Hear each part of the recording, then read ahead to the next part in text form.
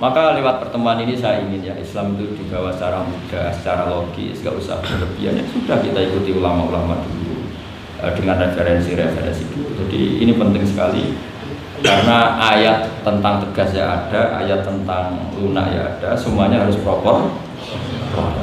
Bahkan saya kemarin isi di Jawa Timur itu yang hadir mungkin 10.000. Itu kiainya itu punya pondok unggulan. Saya bilang meskipun beliau punya pondok unggulan, saya sudah pamit. Nanti saya kritik pondok unggulan mohon diterima ya siap. Terus saya bilang begini, pondok unggulan itu ya baik, tapi ya masalah. Masa orang ngaji misalnya gini, misalnya saya bikin pondok unggulan, siswa yang saya terima itu sudah hafal Quran 10 juz, yang bayar 10 juta. Lalu orang miskin itu mau mondok di mana kalau aturannya seperti itu harus bayar 10 juta. Lalu yang goblok-goblok mau ngaji gimana? Harus hafal 10. Makanya aneh, pabrik-pabrik aneh menerima yang sudah pengalaman kerja. Sudah pengalaman kerja ya tidak ngelamar, sudah punya pekerjaan. Gimana orang nyari kerja yang belum mana saja. Nah, saya kemarin ngaji di UI juga bilang gitu, kampus-kampus itu baik karena bikin standar ini SAG, ini MA, ini dokter bagus. Tapi andaikan semuanya belajar Islam lewat kampus, masa ingin belajar Islam harus kuliah dulu? Lalu bangga kalau belajar Islam gimana? Ini barokahnya kiai-kiai yang nggak punya gelar di musola, kadang santrinya datang, kadang nggak jelas lah.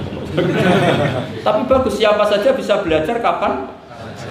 Coba kalau pendidikan Islam hanya ada di kampus, mau belajar saja harus kuliah dulu. Yang tua-tua nggak bisa belajar. Coba kalau semua lembaga pendidikan itu kayak pondok-pondok besar yang pakai persyaratan, mau ngaji daftar dulu, silakan ke sekretariat. Sudah diselesaikan administrasinya. Maka bergembiralah kiai musola yang tidak bersertifikasi karena konsultan Islam sing on time setiap saat. Ya itu barokah. Apalagi santri-santri yang goblok itu barokahnya luar biasa. Betul. Saya tuh punya sekian santri yang dulu teman saya, kelihatannya goblok, tapi manfaatnya luar biasa. Cuma dia kagum sama saya karena saya korban jadi konsultannya dia. Dia tuh di pedalaman Kalimantan, di tengah hutan. Ya kalau dulu mungkin oleh pemerintah disebut ilegal logging, tapi dulu. Ya dia nggak nyuri, karena perasaannya orang sana ya milik wilayah, dia ikut orang sana. Terus singkat cerita, orangnya hanya kadang 20. Terus tanya, dulu nggak ada HP, Gus saya ini hanya 20 orang di tengah hutan, Jumatan enggak? Saya bilang menurut fikih Syafi'i tidak wajib karena hanya 20 dan 40. Tapi kalau ingin duhur ya nggak apa-apa. Enggak, Gus, kalau diajak duhur nggak mau, Jumat-Jumat kok duhuran. Masyarakatnya ya lucu. Oh ya nggak apa-apa, Jumatan, tak carikan madhab, kata saya. Saya kan kebetulan yang mengkaji al-madhabul arba'a. Singkat cerita begini, natijahnya apa? Kadang kita yang pinter, yang LC, yang doktor, itu dakwah kemudian nyun sewu dengan tanda kutip mendapat honor. Sementara yang goblok, kadang itu karena nggak ada tanah wakafnya, tanahnya diwakafkan, punya uang diberikan. Intinya itu kadang yang goblok menjadi pendiri masjid, kadang yang pinter mendapat bisaroh dari uang kas masjid. Artinya introspeksi saja, meskipun itu halal, saya ulangi meskipun itu halal, tapi kita introspeksi. Ini pentingnya selalu kita berdoa Rabbana dzalamna anfusana. Lo pernah saya disuani orang juara MTQ terus mendapat umroh, dia bangganya bukan main. Saya ini kiai sering ada yang saya bilang gini, kamu umroh saya senang, bagaimanapun ini prestasi karena barokahnya Quran. Tapi kamu juga harus hormat sama kiai musola. Itu ngulang Quran puluhan tahun tidak pernah dapat hadiah. Coba hafal Quran kemudian lanyah dan dapat hadiah umroh, itu kan cara bahasa agamanya manfaatuhu maksurah. Manfaat umroh itu kan hanya untuk dia. Tapi kiai yang ngulang di musola-musola ngajar 10 tahun, berapa ratus orang yang bisa baca Quran karena dia, tidak ada yang ngasih hadiah umroh. Kira-kira fadhoilnya, keutamaannya indallah utama mana coba? Ini minterkan orang banyak tanpa hadiah, ini pinter dadakan lewat lomba lagi dapat umroh. Tentu kita tidak mengharamkan itu, kita respect, gak masalah. Tapi kalau kumau luhur salah lawan pasti. Karena kalau kumau luhur nanti menafikan keistimewaan orang-orang yang istiqomah mengajar. Jadi kita fair saja. Ini juga penting untuk syiar, ya, supaya anak-anak semangat ngapalkan. Tapi jangan lupa yang sedang ngajar-ngajar yang nggak jelas tadi, yang muridnya kadang 3, kadang 2, tak tanya Pak ya yang ngaji berapa? 10 Gus, lah yang datang 2 ya biasa gini Gus, kadang 2, kadang 1. Ya seperti di sini di perantauan, jamaahnya pasti tidak istiqomah, tak jamin. Jadi tidak usah saya tanyakan itu sudah pasti. Jadi jamaah itu nomor 2, nunggu pas nganggur liburan kan gitu. Jadi saya mohon beragama itu diniatin suatu saat.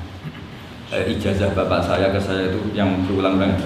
Sementing hak gue qalbin salim. Makanya kata Allah, zaman itu illa man atallaha biqalbin salim. Yang selamat di hari mahsyar itu hanya satu, orang yang sowan Allah biqalbin salim, dengan hati yang selamat. Hati yang selamat itu melihat kubu lain ya dengan insya.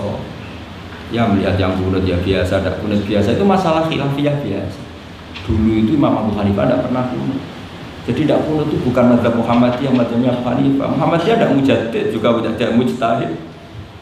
Yang kunut juga bukan mazhab Hasyim, mazhabnya Imam Syafi'i. Dulu ya biasa. Imam Syafi'i itu kalau Jumatan di Masjid Abu Hanifah ya enggak kunut. Ketika ditanya 5 dalam takbir, waqad qulta bi sunniyati. Kenapa kamu tidak kunut padahal kamu berpendapat kunut itu sunnah? Jawabnya Imam Syafi'i, adaban ma'hadal imam. Saya sungkan sama imam. Padahal Imam Abu Hanifah waktu itu sudah wafat, hanya makamnya. Dulu itu biasa sekali karena apa ya? Karena mereka pandangannya luas. Apa? Pandangannya. Ada seorang ulama ditanya, kalau ada orang kawin yang nyuwun sewu hamil di luar nikah, kemudian akhirnya nikah, bagus enggak? Saya ulang lagi, enggak usah aku tertawa, awas kalau tertawa. Ada orang hamil di luar, kemudian dinikahi sama yang hamil. Itu bagus enggak? Ada ulama yang bilang bagus lah. Kan kaget ulama yang garis keras. Wah, bilang-bilang dirajam atau dipukulin kayak teko. Kira-kira kan pikirannya gitu karena suka ngadili orang ya. Ini ada di kitab Mizan Kubra. Kalau nggak percaya lihat di kitab Ikhtilaful A'immah Rahman. Karena cara berpikir sederhana. Terus dia punya riwayat dari Rasulullah SAW yang ngomentari seperti itu, jawabannya begini. Qad kharaja min sifahin ila nikahin. Saya ulang lagi. Qad kharaja min sifahin ila nikahin. Berarti dua orang itu telah keluar dari tradisi kumpul kebo menjadi tradisi nikah. Misalnya malam ini dia masih kumpul kebo, terus paginya nikah. Malamnya lagi kan sudah sah. Artinya apa? Dia keluar dari tradisi sifat, sekarang ke tradisi nikah. Artinya melihatnya masa depan saja, tidak usah lihat masa belakang. Jadi ulama ya ringan saja. Ya ada ulama yang tetap marah. Susah apa sih langsung kawin disik-disik, ngapain baru setelah itu kawin? Ya bagus supaya jadi apa ya, supaya jadi pelajaran. Ya monggo saja yang tetap keras supaya apa tanfir, kalau dalam bahasa Arab tanfir, tasne atau takbir, apa memperburukan yang memang tapi yang ini juga bagus, sudah kadung ya sudah, sekarang dia mau tobat ya dikomentari saja qad kharaja min sifahin ila. Ini penting saya utarakan, jadi nanti mungkin saya ada 1-2 pertanyaan, 2 saja, saya capek karena yang kelas pertanyaan jangan keluar. Saya ulang lagi, pertanyaan jangan keluar. Terus yang ringan-ringan saja, karena agama ini dibangun dengan keringanan. Tadi yuridu wa bikumul yusra wala yuridu bikumul usra. Dan kalau pertanyaannya ekstrim itu nanti rusak. Kata Rasulullah, innama ahlakal ladzina min qablikum kasratu masailihim. Dulu orang rusak itu karena banyak tanya. Karena nanti kalau Allah ditanya itu mesti tersinggung. Karena apa ya? Orang tanya itu tadi mengkritisi perintah. Sampai tahu kenapa malaikat dimarahin Allah? Gara-gara apa? Tanya. Ya tak ceritanya sedikit ya. Allah kan memaklumatkan ke alam langit. Inni ja'ilun fil ardi khalifah. Saya putuskan bahwa manusia ini jadi khalifah fil ard. Malaikat langsung tanya apa? Qalu ataj'alu fiha may yufsidu fiha wa yasfiku. Yang benar saja ya Allah, tolong dievaluasi. Manusia itu kan potensi yang rusak. Yufsidu itu fi'il mudhari', berarti mustakbal. Cara terjemahan bebasnya manusia itu berpotensi merusak. Wa yasfiku dima, dan berpotensi mengalirkan. Betul hanya tanya, tapi artinya kan gini, ya Allah, kali ini kayaknya enggak pas keputusan kau ini. Tolonglah Deva. Makanya Allah marah, qala inni a'lamu ma la ta'lamun. Kulo roh apa? Menang. Karena tanya ini. Makanya syaratnya Nabi itu harus ummi. Enggak boleh intelektual jadi Nabi. Bahaya itu. Misalnya intelektual jadi Nabi, Kok ketemu malaikat di gua Hira, kenapa di sini, kenapa tidak di mall saja? Jadi repot tadi. Karena semua disoal secara intelektual. Makanya saya syukur sama tidak jadi nabi dan tidak akan jadi nabi. Nah, inteleknya itu. Jadi ini penting saya utarakan karena sekarang itu agama mau dicerdasin, ngajinya agak gelem tapi mau kritis. Itu bahaya betul. Makanya innama ahlakal ladzina min qablikum kasratu masa ini karena banyak pertanyaan. Ini bahaya betul. Mau Allah dievaluasi. Allah? Makanya saya termasuk gak senang ketika ada sholat gini peregangan apa pernapasan terus kalau sujud apa saya tidak senang.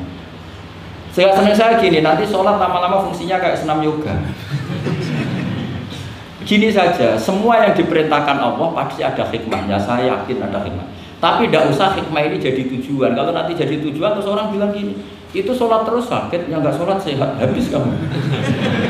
Ya kan?